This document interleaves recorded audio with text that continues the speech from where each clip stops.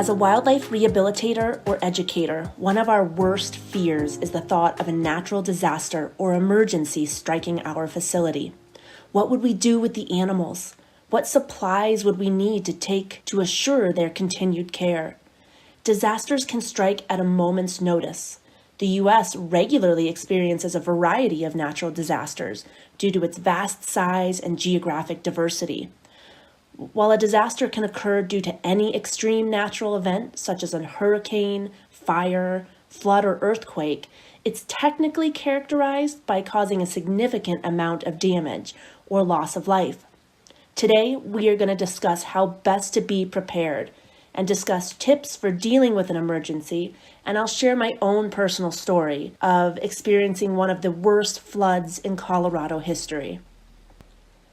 Thank you for joining us for My Wildlife Style Radio, a podcast series for busy wildlife professionals like wildlife rehabilitators, educators, and veterinary staff. I am your host, Emily Davenport, and I am the founder and executive director for the Rocky Mountain Wildlife Alliance. Our mission is to elevate the care and protection of Rocky Mountain wildlife by fostering a sense of community and collaboration among wildlife professionals. Continuing education and training is an important component of our mission. Most wildlife professionals don't have time to sift through literature reviews or veterinary journals or sit through hours of training videos and classes. We have designed our content for the busy wildlife professional so you can learn while you're driving to the center, working on reports at your desk, running on the treadmill, making dinner, or walking your dog. We believe helping wildlife professionals experience learning in their preferred format and at their own pace result in better educational outcomes.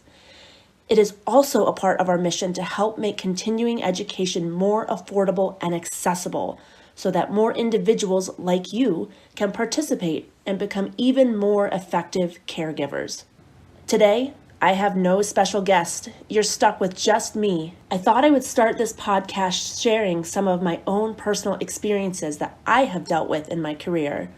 I'm a Florida girl and grew up learning and understanding disaster preparedness and the importance of having an evacuation plan. Luckily for me, I had never experienced a hurricane growing up, but I did live through several tropical storms as a child, so I understand the importance of being prepared and being ready. With that being said, last month on September 12th marked the 5-year anniversary of one of our worst floods here in Colorado. It was a historic flood and was considered a 500-year flood, and it devastated northern Colorado. There were mountain towns that had their road access completely destroyed with no access in or out. People were trapped in their homes and trapped in flooded canyons with little food, no electricity, and no running water. At the time, it was the most air rescues by helicopter since Hurricane Katrina. Let that sink in for a minute. There were mountain towns that were literally wiped off the map due to flash flooding. Many of our communities 5 years later are still not recovered. They're still rebuilding. At the time, I worked for a busy raptor center here in Broomfield, Colorado, and looking back, we were not at all prepared for an emergency like that. It rained hard and steady for 4 days straight. Our center was surrounded by a small winding creek, usually insignificant, very little water flow, and it turned into this huge, massive, roaring river. It flowed along the south of our property and made a horseshoe around our pre-release enclosures. The first night we experienced a flash flood, and it brought moving water through our facility about a foot high in most of our enclosures. The flood water removed substrate from all of our cages and moved water tubs and logs and kind of made a mess of things. But the next night, it got even worse. The next night, we got word that another flash flood was coming. The water level raised to 3 feet in our flight compound. just completely moving through quickly and dangerously. We had to make sure that we didn't have staff there on site as this water was coming towards us. In addition to the 3 feet of water that was moving through our pre-release enclosures, our hospital started taking on water as well. That same winding creek was also to the south of our hospital, and so we slowly watched the water level of the creek move closer and closer and closer to our hospital, and eventually water started coming up through the drains of our hospital. It was very scary. In addition to that, the road, as you can imagine, to the hospital started to flood out. We were worried our access to and from the hospital would be cut off, and that we may not be able to get out or get back into the animals. Luckily for us, that didn't happen. It was a terrifying few days. We did have 3 casualties. We lost 2 magpies and a merlin, but luckily it wasn't any worse than that. The creek bank that was originally 20 feet away ate the banks of the creek and moved about a foot from our enclosures themselves. In some parts, you could actually see down into the river from inside the enclosures, which was pretty scary. Amazingly, we were the lucky ones.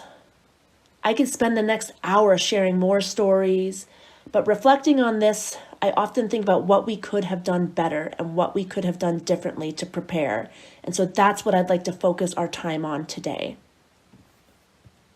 The most important thing about any kind of emergency preparedness is to be prepared and make a plan. You have to know the types of natural disasters you may experience in your area, because the disasters or emergencies that may affect you in your area may be completely different than what affects somebody else. So familiarize yourself with the different types of disasters and know whether you should evacuate or not. Natural disasters like fire, hurricanes, and floods will require an evacuation, while others like blizzards may require you to stay put. Either way, it's important to assemble an evacuation kit with a week's worth of supplies. I like to include food, water, and medication. Make sure you have copies of the animal's records and patient care sheets. Copies of important permits and documents would be critical to have with you. And supplies for cage cleaning, disinfecting, and sterilization would be important as well. And any other necessary supplies you can think of for the specific animals that you care for. Now, I know we're specifically talking about animals and wild animals today, but a lot of this overlaps into the human side as well. So you can find a lot of good information about being prepared and evacuation plans on the human side also. Once you have the evacuation kit assembled, keep the kit in an easily accessible location by an exterior door, and be sure all staff and volunteers know where it is. Consider storing digital copies of some of those important files on a laptop or tablet, or even on a flash drive or in the cloud. This could save you so much time during an emergency and save you a lot of effort and a lot of worry, as well as vehicle space in the emergency itself. So if you don't have digital copies of some of those important documents, it might be time now to think about getting those onto a flash drive. Also consider compiling a list of important phone numbers and keep updated copies in your facility and in your evacuation or disaster kit. Consider including contact information for your local game warden, your state and federal resources, as well as your veterinarian. Also include key staff members and volunteers, and you may even consider other area shelters and the American Red Cross phone numbers as well. Once you have a disaster preparedness kit or an evacuation kit, now you have to determine a safe location to evacuate to. Determine the primary evacuation location, because you may need more than one, depending on how many animals are in your care. Picking a safe place where everyone knows they can take the animals will save stress and time during an emergency. Talk to your local vets, animal shelters, volunteers, friends, and other associates, as they may have a location for you. And then decide on 1 or 2 places that would be best suited to house the animals in an emergency. I have a friend who's a wildlife rehabilitator in Texas, and they were hit hard by a hurricane last year. And a lot of the sea turtles that they rehabilitate were able to weather the hurricane there on site. And so they didn't have to evacuate them, but they did have to evacuate all of the bird species that they care for. And luckily, my friend who's the rehabilitator had a home that was large enough to take most of these animals too. And so him and about 100 avian friends were able to weather the hurricane there, and luckily they all survived. So it's things like that that you have to think about is, if you care for hundreds of animals at a time, where are they all going to go in the event of an emergency? And sometimes it's multiple places. So with that being said, communicate to all staff and volunteers the evacuation locations, the emergency phone numbers, and the evacuation plan, and keep everyone updated on any information or changes. Display hard copies of the exact whereabouts of your designated location or shelter and associated contact information with that. Keeping it handy in your facility might save time and stress in the event of an evacuation. And make sure all staff have this information on their cell phones and other mobile devices as well. Having this information in multiple places will also save stress. And going over this information once a year and keeping it updated would also be a pretty good idea. So once you have your evacuation kit assembled and you have your evacuation location picked out, now it's time to take a day to practice, without the animals obviously, the steps listed in your evacuation plan.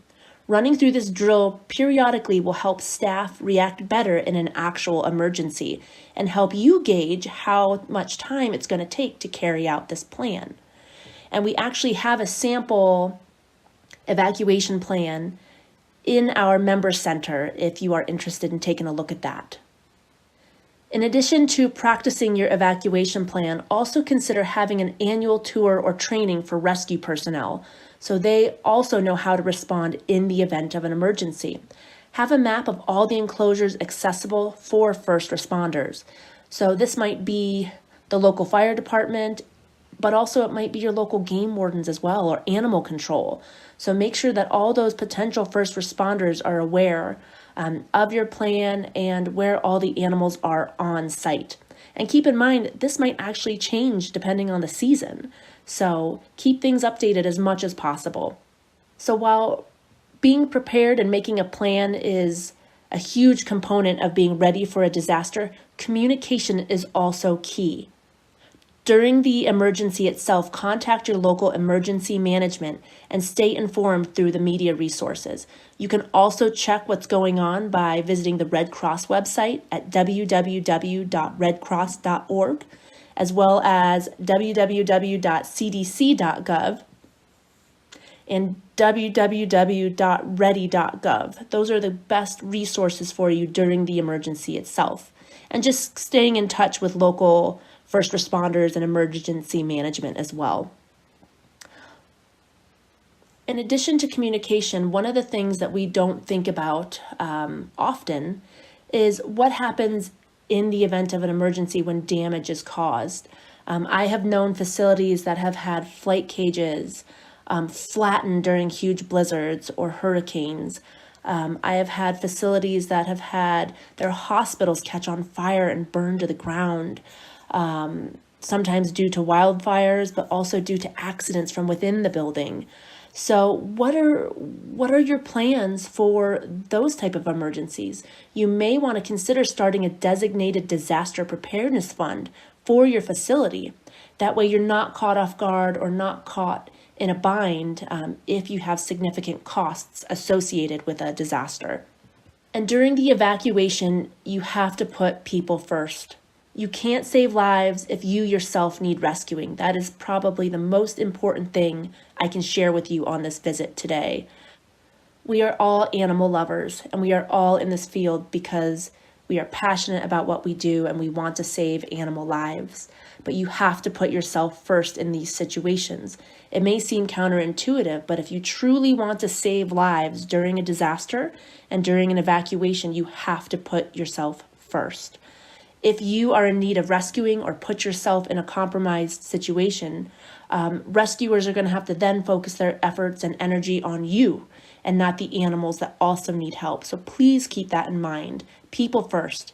You can't save lives if you yourself need rescuing. Always assess the entire scene first to determine if it is safe for you to proceed. For example, watch for downed electrical lines or swiftly moving water, smoke and fire, obviously. While you will naturally want to save an animal and as many animal lives as possible, you must take care of yourself first.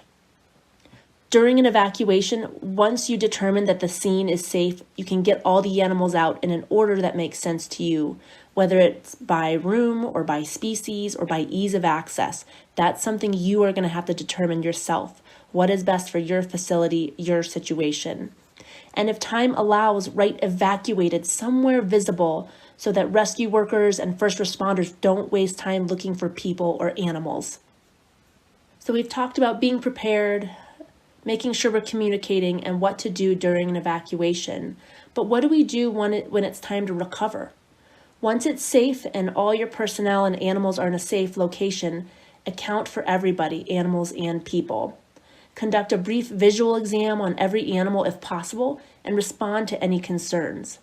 Keep in mind that an evacuation is highly stressful for people and animals, so you may not want to do a full physical exam. Just a quick visual one is all that is needed. Make sure everyone is cared for and keep your veterinarian on call as needed. And stay updated on the status of the emergency so you know when and how the situation is changing and what you can do during the next steps. This will help you make decisions and know when you can return to your facility.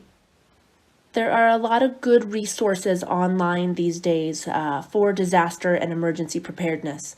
We have the disaster preparedness handout in our resource center on our website, as well as our sample emergency action plan. Our members also have access to the sample emergency action plan that we created. It's a very comprehensive document that you can keep in your facility that goes over all the steps of different emergencies. And what to do in the event of them. This document goes over emergency evacuation plans, what critical operations will be needed during an evacuation, what methods will be needed to account for personnel, whose duties will it be for rescue and medical duties, and the means of reporting an emergency. This document goes over fire evacuation plan, as well as severe weather, as well as what to do if hostile threats come into your facility. So it's a very comprehensive fill-in-the-blank document that you can use easily and effectively at your own center. So take a look at that if you haven't already. In addition, visit the American Red Cross and their website. They have a ton of resources online. You can also do a search for emergency preparedness or disaster preparedness online as well, and come up with a bunch of additional ideas for you and your facility. So we're just about out of time today. If you would like to share this podcast, it's free and available for everyone. You can find this podcast and others on our website, Apple Podcast, Google Play, and more. Tell us what you think of our show by using the hashtag MyWildLifestyle and MyWildLifestyleRadio. If you would like more information on this topic or any of the accompanying handouts I discussed for this podcast, they can be found on our website in our resource center or our member center. If you would like to become a member and receive exclusive continuing education content, visit our website at www.rmwalliance.org. You can then click on the Join Support tab and find more information there. You can also stay informed and follow us on Instagram, Facebook, Twitter, and YouTube. Find us there. Thank you again for joining us for My Wildlife Style Radio. I look forward to bringing you more educational topics soon.